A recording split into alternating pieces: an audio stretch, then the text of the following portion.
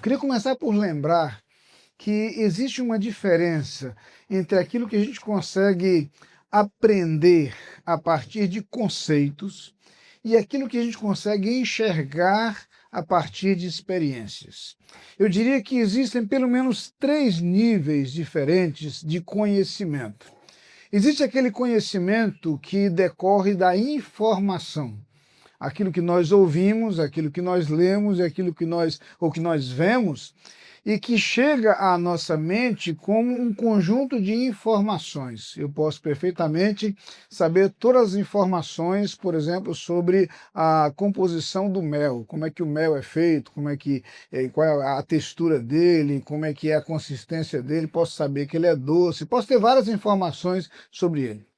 Mas eu posso ter um conhecimento um pouco mais completo quando eu vejo a experiência que as pessoas viveram e o fruto, o efeito de algo na vida dessas pessoas. O conhecimento ganha um outro nível de profundidade e de alcance. Quando eu começo a ver nas experiências o conhecimento transformado em algo prático, em algo efetivo, em algo que produz resultados.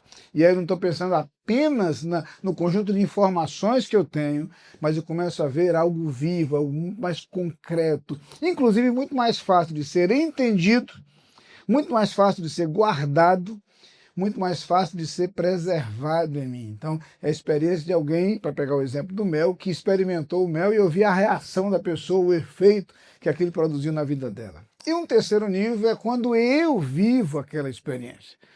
Eu mesmo experimento o mel, aí eu entendo realmente o que ele é, o que ele significa. Então, o conhecimento experiencial, ele é muito mais profundo e muito mais intenso. O que nós temos na Bíblia é o conhecimento sendo apresentado em pelo menos dois níveis muito claros. A informação, mas também a vivência de pessoas que experimentaram aquilo. O nível mais profundo acontece à medida que eu estou lendo a Bíblia e aquilo começa a fazer efeito na minha vida e é observado em minha própria experiência. A nossa proposta, portanto, é que a gente possa, nessa caminhada, não pensar apenas nos conceitos, mas pensar nas experiências daqueles que viveram a fé, que viveram profundas experiências de fé. E é isso que o autor da carta aos Hebreus nos proporciona. Não apenas o significado, mas os relatos que confirmam isso. Então, hoje, a gente vai ler o texto todo, mas a guisa de introdução, o que eu queria fazer era pensar um pouco nos conceitos iniciais apresentados nesse capítulo sobre a fé. E a partir daí, nós começaremos a ver nas próximas semanas, de que maneira esses conceitos foram observados na vida desses personagens. Certo? Então eu queria começar por ler o texto, então você pode acompanhar junto aí, capítulo 11 da carta aos Hebreus. O texto é muito conhecido, é chamado justamente de Galeria dos Heróis da Fé, né? Eu quero ler a partir do versículo 1, vocês podem acompanhar em suas Bíblias. Aí, nossa Bíblia tem a versão NAA, Nova Almeida Atualizada, e o texto diz o seguinte: Ora, a fé é a certeza de coisas que se esperam, a convicção de fatos que não se veem. Pois pela fé os antigos obtiveram bom testemunho. Pela fé entendemos que o universo foi formado pela palavra de Deus, de maneira que o visível veio a existir das coisas que não são visíveis. Pela fé, Abel ofereceu a Deus um sacrifício mais excelente do que Caim, pelo qual obteve testemunho de ser justo, tendo a aprovação de Deus quanto às suas ofertas. Por meio da fé, mesmo depois de morto, ainda fala. Pela fé, Enoque foi levado a fim de não passar pela morte. Não foi achado porque Deus o havia levado, pois antes de ser levado, obteve testemunho de que havia agradado a Deus.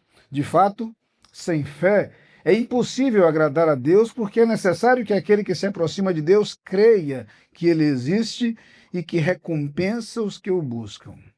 Pela fé, Noé, divinamente instruído a respeito de acontecimentos que ainda não se viam, e sendo temente a Deus, construiu uma arca para a salvação de sua família. Assim, ele condenou o mundo e se tornou herdeiro da justiça que vem da fé. Pela fé, Abraão, quando chamado, obedeceu, a fim de ir para um lugar que devia receber como herança, e partiu sem saber para onde ia. Pela fé, peregrinou na terra da promessa, como em terra alheia, habitando em tendas com Isaque e Jacó, herdeiros com ele da mesma promessa. Porque Abraão aguardava a cidade que tem fundamentos, da qual Deus é o arquiteto e construtor. Pela fé também a própria Sara, apesar de não poder ter filhos e de já ser idosa, recebeu poder para ser mãe, pois considerou fiel aquele que lhe havia feito a promessa. Por isso, também de um só homem, praticamente morto, saiu uma posteridade tão numerosa como as estrelas do céu e inumerável como a areia que está na praia do mar. Todos esses morreram na fé. Não obtiveram as promessas, mas viram-nas de longe e se alegraram com elas, confessando que eram estrangeiros e peregrinos na terra. Porque os que falam deste modo manifestam estar procurando uma pátria. E se na verdade se lembrassem daquela de onde saíram, teriam oportunidade de voltar. Mas agora desejam uma pátria superior, isto é, a celestial. Por isso, Deus não se envergonha deles, de ser chamado seu Deus, porque lhes preparou uma cidade. Pela fé, Abraão, quando posto à prova, ofereceu Isaque. Aquele que acolheu as promessas de Deus estava a ponto de sacrificar o seu único filho, do qual havia sido dito, a sua descendência virá por meio de Isaque. Abraão considerou que Deus era poderoso até para ressuscitar Isaque dentre os mortos, de onde também figuradamente o recebeu de volta. Pela fé, igualmente, Isaque abençoou Jacó e Esaú a respeito de coisas que ainda estavam por vir. Pela fé, Jacó, quando estava para morrer, abençoou cada um dos filhos de José, e apoiado sobre a extremidade do seu bordão, adorou a Deus. Pela fé, José, próximo do seu fim, fez menção do êxodo dos filhos de Israel, bem como deu ordens a respeito de seus próprios ossos. Pela fé, Moisés, depois de nascer, foi escondido por seus pais durante 3 meses, porque viram que era um menino bonito e não temeram o decreto do rei. Pela fé, Moisés, sendo homem feito, recusou ser chamado filho da filha de Faraó, preferindo ser maltratado junto com o povo de Deus, a usufruir prazeres transitórios do pecado. Ele entendeu que ser desprezado por causa de Cristo era uma riqueza maior do que os tesouros do Egito, porque contemplava a recompensa. Pela fé, Moisés abandonou o Egito, não ficando amedrontado com a ira do rei, pois permaneceu firme como quem vê aquele que é invisível. Pela fé celebrou a Páscoa e o derramamento do sangue, para que o exterminador não tocasse nos primogênitos dos israelitas. Pela fé, os israelitas atravessaram o Mar Vermelho como por terra seca.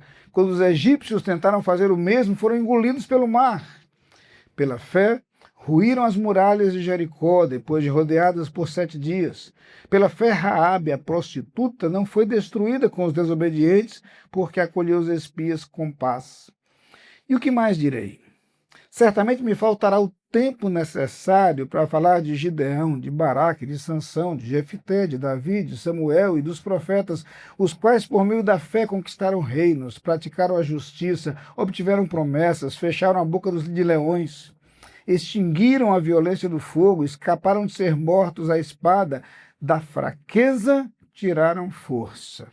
Fizeram-se poderosos na guerra, puseram em fuga exércitos estrangeiros, mulheres receberam pela ressurreição seus mortos. Alguns foram torturados, não aceitando o seu resgate para obterem superior ressurreição. Outros, por sua vez, passaram pela prova de zombarias e açoites, sim, até de algemas e prisões. Foram apedrejados, cerrados ao meio, mortos ao fio da espada, andaram como peregrinos vestidos de pele de ovelhas e de cabras, passaram por necessidades, foram afligidos e maltratados. O mundo não era digno deles. Andaram errantes pelos desertos, pelos montes, pelas covas, pelos antros da terra. Todos estes, mesmo tendo obtido bom testemunho por meio da fé, não obtiveram a concretização da promessa, porque Deus tinha previsto algo melhor para nós, para que eles sem nós não fossem aperfeiçoados. Tive que ler o texto todo, o capítulo todo, porque era a única forma de a gente ter uma visão panorâmica do que a Bíblia fala sobre esses heróis. Mas eu queria hoje destacar desse texto apenas 4 verdades sobre a fé, para muito brevemente lembrar para os irmãos esses conceitos extraídos literalmente de alguns versículos, do versículo 1, do versículo 6 e do versículo 38 desse capítulo. Queria primeiro lembrar que a fé nutre nossa segurança. O versículo 1 começa dizendo que a fé é a certeza de coisas que se esperam. Aqui, o autor associa fé à segurança. Aqui, o autor associa fé à firmeza.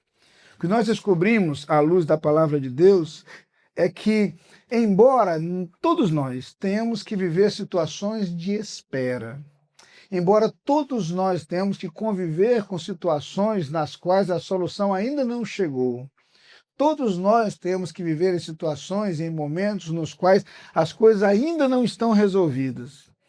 Nós não precisamos depender a nossa segurança da solução, mas nós podemos nos sentir seguros mesmo que a solução não tenha chegado ainda. Certeza de coisas que se esperam. É uma segurança que já está presente antes do problema ser resolvido, antes da situação ser resolvida. E é interessante que muitas histórias da Bíblia vão mostrar isso. A imagem dos sacerdotes que primeiro precisaram colocar as águas no leito do Jordão para depois o rio parar. A ideia de que a nossa segurança em Deus, ela independe dos acontecimentos. Ela já existe a despeito de as circunstâncias serem desfavoráveis, a despeito do fato de o cenário ainda ser tenebroso. É aquela ideia da segurança de que Deus está conosco mesmo quando andamos pelo vale da sombra da morte. É a lembrança de que a fé não muda imediatamente as circunstâncias.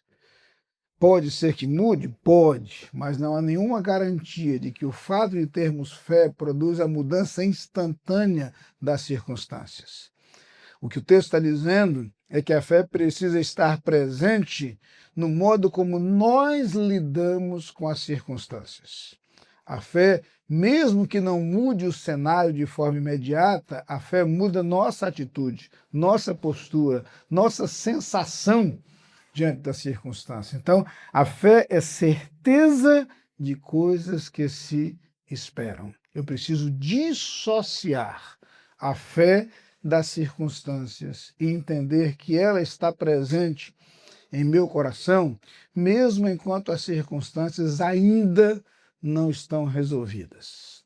Fé como fonte de segurança. Mesmo que a gente ainda esteja esperando resposta, ainda esteja esperando provisão, ainda esteja esperando direção, ainda esteja esperando solução, nós podemos ter a capacidade de enxergar pela fé a resposta que ainda não veio e podemos descansar a despeito de as circunstâncias ainda não serem favoráveis. Mas eu preciso correr, porque é uma segunda declaração aqui nesse primeiro versículo ainda, que nos ensina que a fé amplia nossa visão.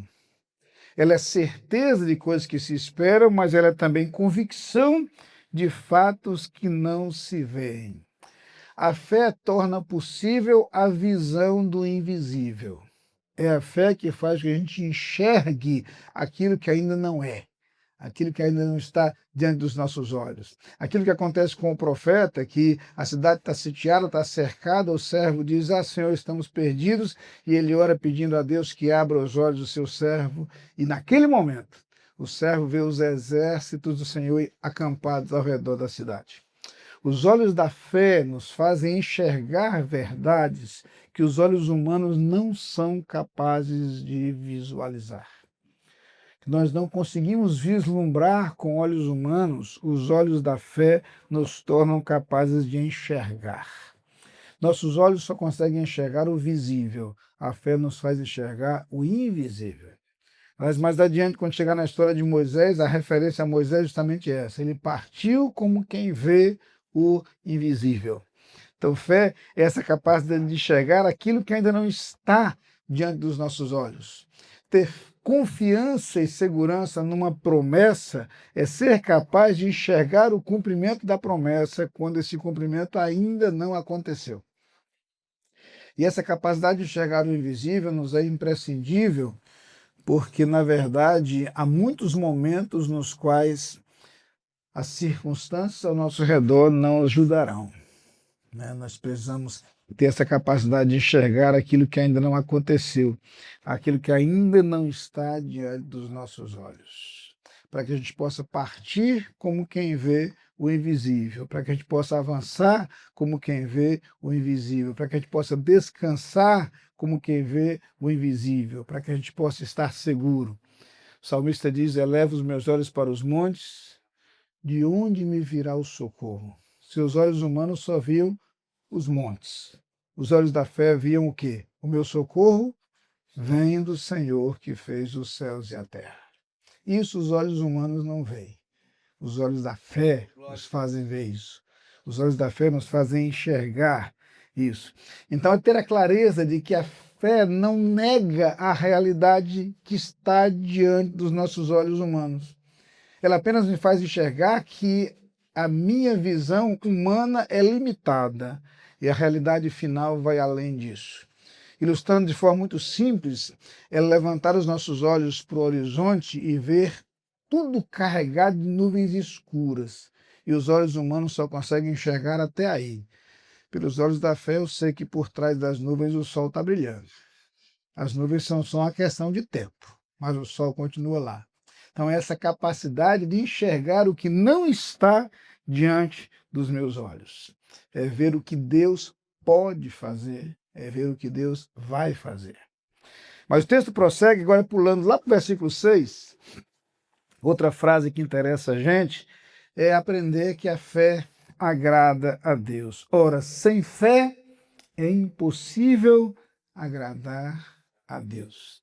Isso é interessante porque muitas vezes em nossa experiência religiosa nós começamos a achar que algumas coisas que nós fazemos são capazes de agradar a Deus. Mas o que o texto está nos lembrando é que tudo que eu faço só tem a capacidade de agradar a Deus se for motivado pela fé. Tudo que eu faço agrada a Deus se a fé for o que me move, o que me impulsiona. Se a minha ação, se o meu comportamento é motivado pela fé. É motivado por meu conhecimento de Deus, por minha relação com Ele, por minha segurança nele.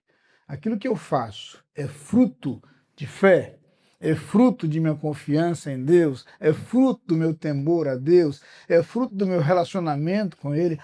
Isso agrada a Deus. Deus se agrada quando nós somos capazes de agir movidos pela fé.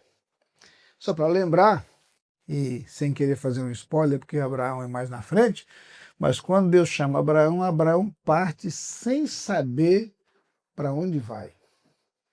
Deus gosta tanto disso, que Abraão, com todos os defeitos que tinha, ele pisou na bola algumas vezes, né?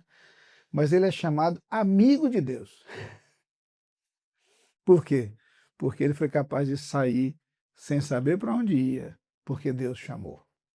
Quando a gente faz aquilo que Deus nos manda fazer, movidos pela fé, nós agradamos a Deus. Deus se agrada de nós. Deus tem prazer naquele que age movido pela fé. Aquele que age confiado em quem Deus é. Mesmo quando a gente está envolvido num negócio que a gente não entende onde vai chegar. A gente não entende o que Deus quer. A gente não entende porque as circunstâncias são aquelas. Mas é preciso que a gente haja movido pela fé. E o mesmo versículo vai explicar por que a fé agrada a Deus. Primeiro porque a fé, porque para agradar a Deus eu preciso saber quem Ele é. É o que eu sei a respeito de Deus que me tranquiliza. A minha segurança vem da minha percepção de quem Deus é. É isso que me traz segurança. Por outro lado, eu sei como Deus age. Então o texto diz que é necessário que aquele que se aproxima de Deus creia que ele existe e que recompensa os que o buscam. Isaías 64:4 diz que Deus trabalha para aquele que nele espera. Eu acredito nisso, eu creio nisso. Para eu me relacionar com Deus, eu preciso crer nisso. Eu preciso confiar em Deus, eu preciso ter a certeza de que Ele trabalha para aquele que nele espera. Que eu posso esperar nele, porque Ele certamente vai agir. Crer que Ele existe e que Ele recompensa aquele que nele espera. Então, fé é confiar quando as garantias não são visíveis. As garantias vêm da segurança de quem Deus é. Então, entenda o seguinte. Nós fazemos coisas que agradam a Deus, isso é bom. Mas o que realmente traz prazer a Deus é a nossa fé. É quando nós confiamos nele, quando nós somos capazes de descansar nele. Quem de nós não é o pai que fica muito feliz quando o filho demonstra que confia na gente? É gostoso ver isso. É gostoso ver que os nossos filhos confiam em nós. É isso que Deus quer. Que a gente demonstre que caminha confiando nele, seguro nele, e ele se agrada nisso. Finalmente, uma quarta verdade sobre a fé que eu queria destacar está lá na primeira parte do versículo 38. A fé dignifica nossa vida. A fé nos faz dignos. E o verso 38, em sua primeira parte, diz que aqueles homens eram homens dos quais o mundo não era digno. Na versão que lemos, o mundo não era digno deles. O que o texto está me dizendo é que os critérios pelos quais o mundo me avalia podem ser sucesso, status, dinheiro, mas o que Deus está me dizendo é que pessoas de fé são grandes, pessoas de fé são nobres, pessoas de fé são dignas. Algumas vezes grandes demais e o mundo não consegue entender. Algumas vezes dignas demais e o mundo não consegue compreender. Pessoas que ultrapassam a lógica do mundo, que ultrapassam o contexto do mundo, que ultrapassam a compreensão do mundo. Por isso aqueles homens foram perseguidos, sofreram, não receberam aqui na vida tudo que se pode imaginar que é bom para alguém, mas o fato de eles terem vivido pela fé os tornou dignos, não diante dos homens, dignos diante de Deus. Então, podem haver circunstâncias nas quais as pessoas não considerem a nobreza e a dignidade, mas a fé dá valor ao que é eterno. A fé nos transporta para uma percepção não do que é temporário, transitório, passageiro, mas para o que é eterno. E o texto nos propõe, então, que nós sejamos dignos, mas não apenas dignos diante do mundo, numa dignidade muito superior a isso. Dignos diante de Deus. Dignos diante de Deus. A Bíblia conta que, quando Jesus foi batizado, apareceu o Espírito Santo em forma de pomba e ouviu-se uma voz do céu que dizia: Este é o meu filho amado, nele eu tenho prazer. Eu sei que inveja é pecado, mas devia ter inveja de Jesus, né? A gente devia desejar a mesma coisa. Que Deus olhasse para a gente lá de cima e dissesse: esse filho me dá prazer, esse filho me dá alegria, esse filho alegra meu coração. É isso que Deus deseja ver em nós. Encontrar em nós filhos que lhe deem prazer e lhe deem alegria. E é disso que o texto está falando. De homens que podiam não ser dignos diante do mundo, porque, na verdade, o mundo é que não era digno deles. Eles estavam numa categoria muito superior.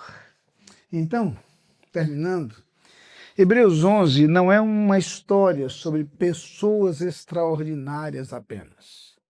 Hebreus 11 é principalmente sobre uma fé extraordinária disponível a pessoas comuns.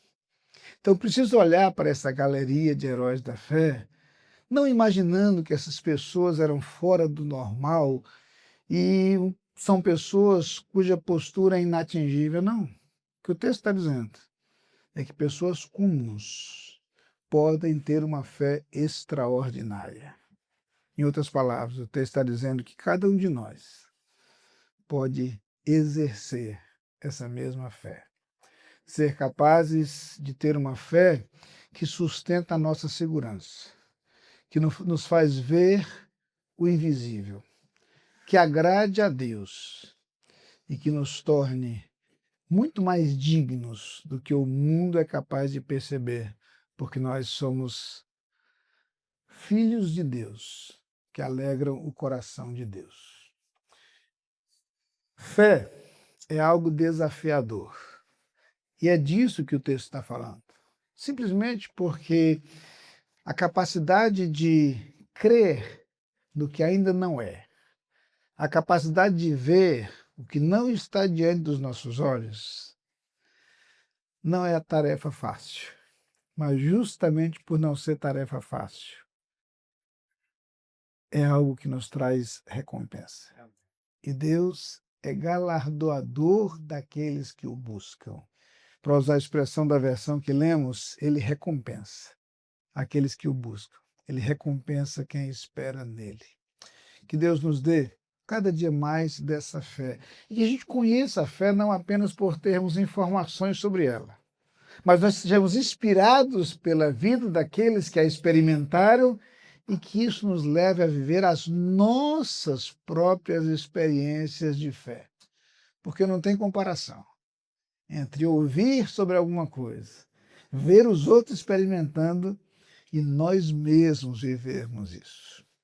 A fé nos faz experimentar realidades indizíveis, que nós nem mesmo somos capazes de expressar, mas que tornam a nossa vida muito mais feliz, muito mais completa.